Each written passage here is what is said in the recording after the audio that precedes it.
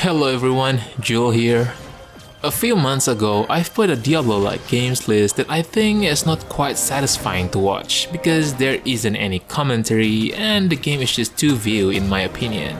So I decided to make a revised and updated version of it in order to satisfy your hunger of Diablo-like types of games. Alright, let's get started.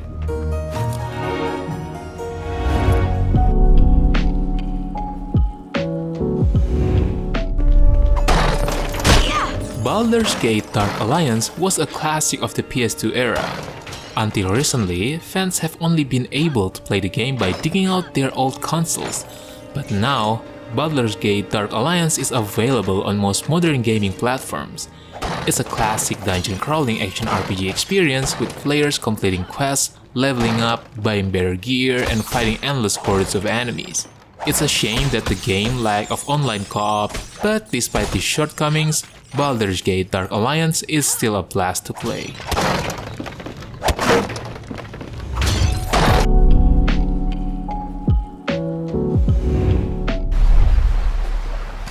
While the gameplay is very much in the Diablo vein, the actual structure is more akin to something like Elder Scrolls or The Witcher. It's the kind of game that can devour hours of your time with quests to chase and loot to snatch. Well, as long as you don't compare it too much with some modern action RPG, the game is actually offering new experience to the genre.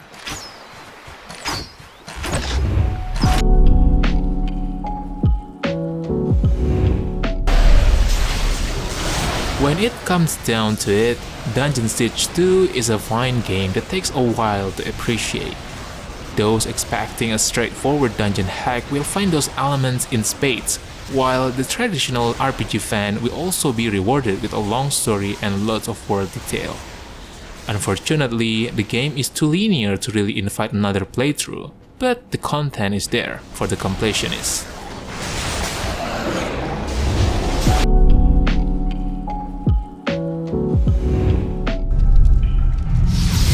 Torchlight is a refreshing dungeon crawler that will make you spend hours upon hours across its varying difficulty levels and character classes.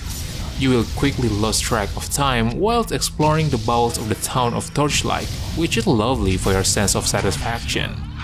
The story is somewhat lacking and the game is surprisingly single-player exclusive, but it doesn't detract from the game's overall initial appeal as it accomplishes all it sets out to do and does it quite well.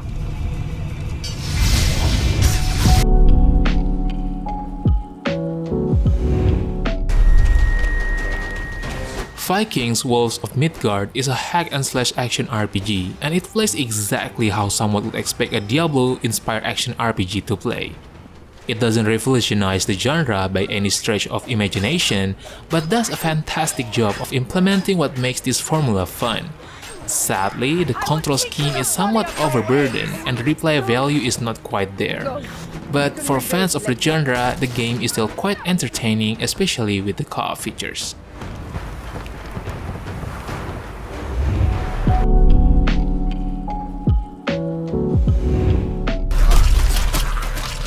Warhammer Chaosbane has it where it counts, with fun classes, good boss fights, and a decent loot system.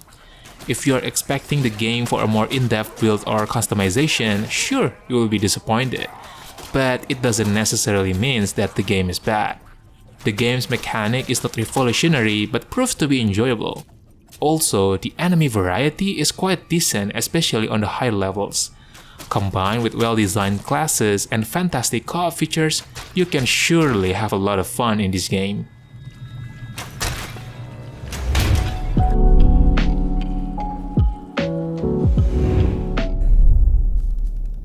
Shadow's Awakening shows us that a game doesn't have to be a Diablo killer in order to be its own great thing. On the contrary, Shadows is in many ways more imaginative than many of its competitors with some unique aspects and a polished gameplay that makes it well worthy of your time. While there are still numerous chore-like fetch quests that feature no interesting story, the gameplay loop is all kept enjoyable with interesting mechanics, numerous enemies, boss fights, puzzles, constant progression, and interesting locations. The game is insanely accessible and fun, especially for the newcomers of the genre. I'm a princess of the Imperial family. I fear no...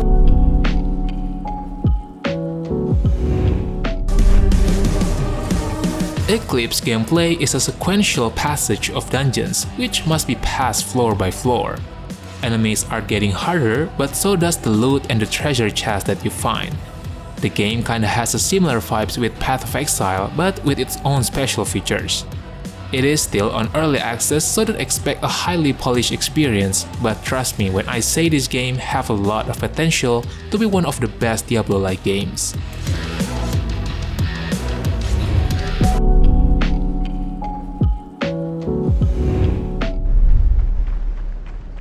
Death Trash is a grimy RPG that resembled the better wastelands of early Fallout games. The setup in Death Trash isn't all that novel, it still features the same trappings of most classic RPGs after all. There are stats to increase, experience points to collect, an assortment of equipment to outfit yourself with, and a handy variety of ways to kill enemies around you. As an early access title, this game is still incomplete, with a few more chapters still in development and waiting to be unveiled, but even then, it's a game that's incredibly easy to sink your teeth into.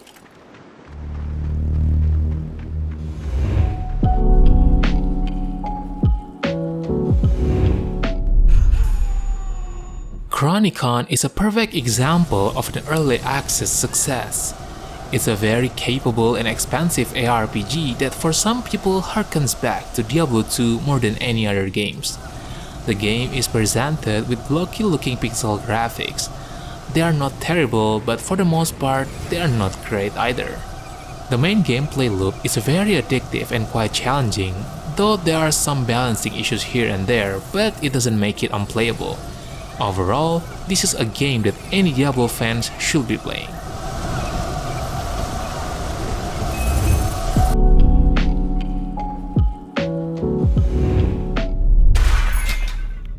The Slormancer is a brand new 2D action RPG with pixel art, massive character development options, and a funny and captivating storyline.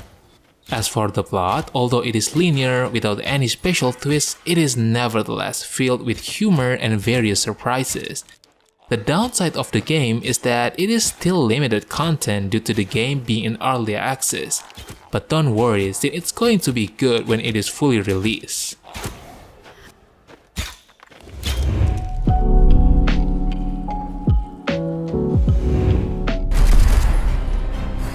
Darksiders Genesis manages to be just as fun at the start of its solo and co-op campaign as it is at the end, thanks to a wide variety of enemies, well thought out character progression, and smart level design. There's a really strong balance of great combat, clever puzzles, rich exploration, and excellent progression mechanics that keep its momentum going strong through its entire playthrough. It may lack the polish and flair from the other top-notch Diablo-like, but it's still packed with a lot of fun.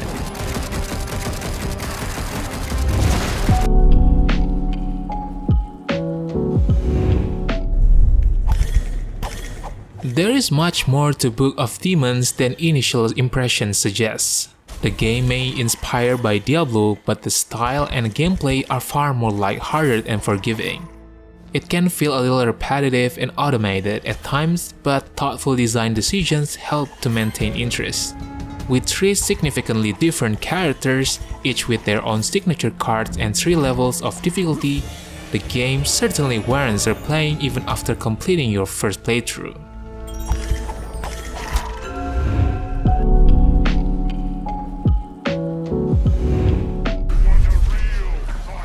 Wolcen Studio have cherry-picked mechanics and story bits from most games in the genre, but have put enough of their own personality to earn its place in the lineup. The big difference in this game is its classless system, where your generic-looking hero can equip any weapon and thereby use the skills associated with that particular weapon. It has a very mixed feeling around it, but for the fans of Diablo-like, you should definitely try this game.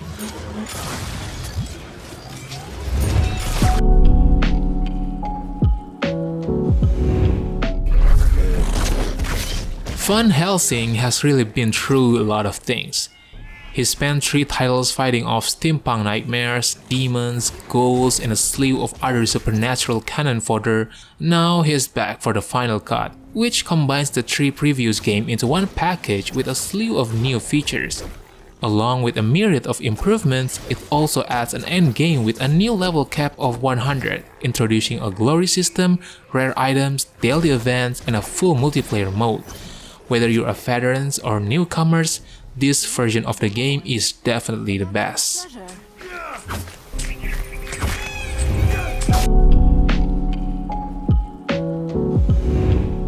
The city is eerily quiet. Like any ARPG, Victor Vran keeps getting compared to Diablo and Torchlight.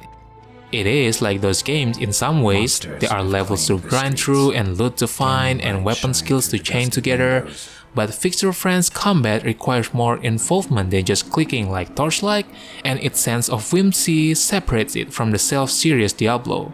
With the games providing co-op features, you will definitely have a good time whether you play it solo or with your friends. Can you hear me? A voice in my head.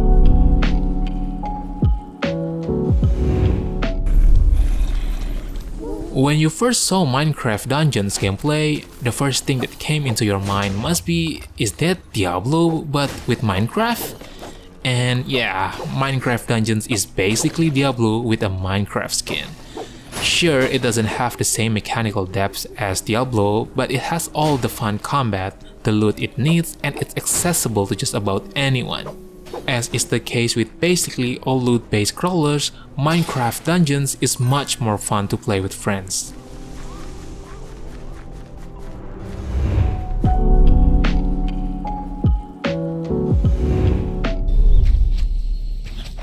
It's difficult to talk about Titan Quest without talking about Diablo, but it's for a good reason. Although Titan Quest never quite escapes the long shadow of what came before, it does manage to please with a very long single-player campaign, 6-player co-op via LAN or internet, and unlockable difficulty levels. You will have a constant stream of earned gear to consider and upgrade components to collect, making the vendors more of a place to clear room in your inventory than anything else. It looks impressive and offers a ton of content, so why not give it a try?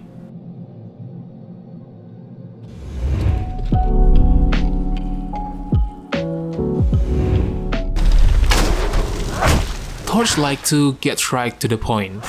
Within a few minutes of starting up, you're dropped into fields of compulsively killable monsters. The game doesn't do anything radically new, but does everything incredibly well. It fits all the pieces of varied monster behavior, interesting items, excellent skill design, and random surprises together into a near-perfect formula, where the action never stops and rewards are never far away. The story and characters aren't that memorable, but who cares? It won't change the fact that this is one of the finest loot-driven action RPGs in the market.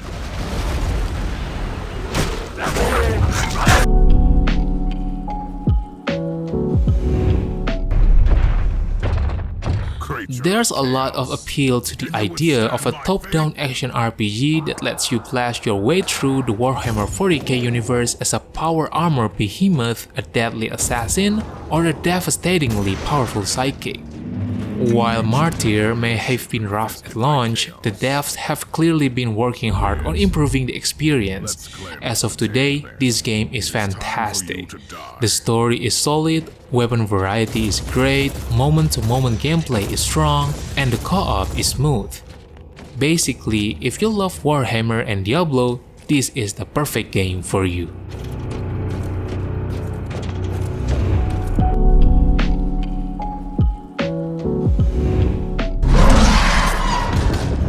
The Ascent setting, a mix of cyberpunk and grimy science fiction, is magnificent.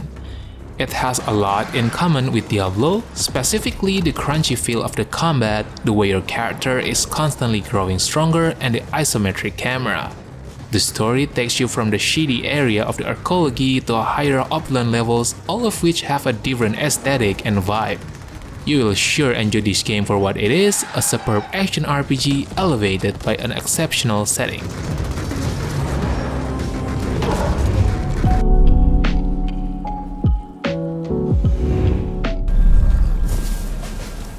Grim Dawn is one of the few that can join in the pantheon of games that do more than merely hold their own against Diablo.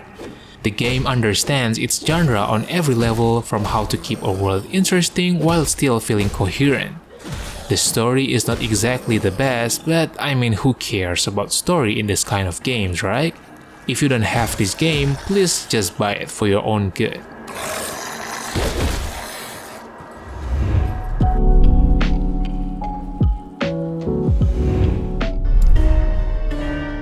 The action RPG genre is bubbling away even without a new Diablo to lead the way, and Last Epoch has been enjoying some notable success in early access.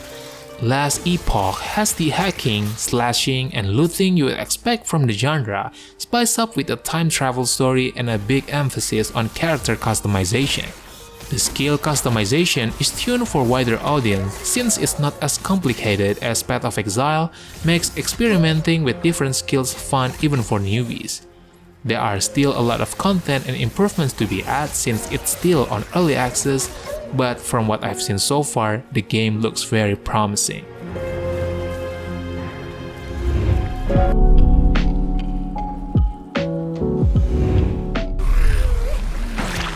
Developed by Smilegate RPG and published by Amazon, Lost Ark is a fusion of action RPG and MMO.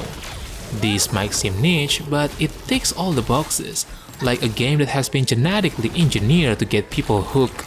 Lost Ark has something for everyone, the casual, the hardcore PvE players or PvP players. If you are looking for some alternative to Diablo, I would say this game is a perfect choice.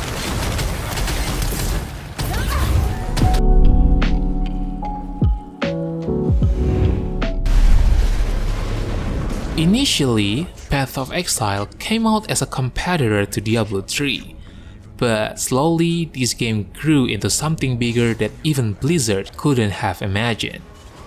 Unlike Diablo 3, which hasn't been updated with new content in years, Path of Exile evolved over the years with lots of new content as well as improvements to existing campaign, dungeons, and more. All of this content is completely free to play and you don't have to buy any microtransactions to complete the campaign. Path of Exile feels like the most superior ARPG that keeps growing in numbers right now, especially with Path of Exile 2 getting closer. The future holds further challenges. Count on it. Alright boys, I think that's it for today. I know it's a shame that there wasn't too many good Diablo-like games that exist on the market, but let's just hope that the upcoming games in 2022 or beyond will be able to spice up the genre. Please let me know if there are some good Diablo-like games that I probably missed in the comment section below. Don't forget to like the video and make sure to subscribe to the channel if you don't want to miss another great list. Thank you for watching and have a good day. Peace.